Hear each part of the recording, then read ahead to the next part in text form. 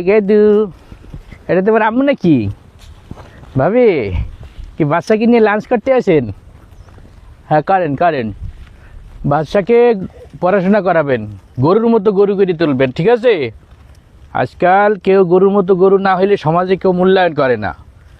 আর যদি ওকে আপনি সুশিক্ষায় শিক্ষিত করে একটা গরুর মতো গরু করে কোনো রকম খালি বর্ডারটা পার করে দিতে পারেন, দেখবেন কলকাতার দাদাবাবুরাও নিজের মাকে থুয়ে ওকে বেশি আদর করবে।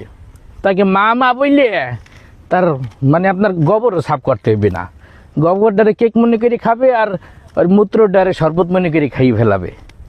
বাংলাদেশে থেকে তো আপনারা কিছু শেখলেন না, খালি গেরেস্তের বাড়ি খান, দুধ দেন, গেরেস্টে খাইয়ে ফেলায়, আর এই এমনি কুরবানির সময় জবই হয়ে যান।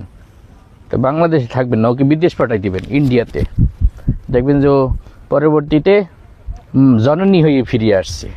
ঠিক আছে ভাবি, পরামর্শ যা দেয় একটু মনোযোগ দিয়ে শুনেন। আমার কথা এখন গুরুত্ব না দিলেও পরবর্তীতে বুঝবেন যে কী দামি কথাটা বলছিলাম। ঠিক আছে আপু, আসি। হ্যাঁ, ও তুমিও লাঞ্চ শুরু করে দিছো?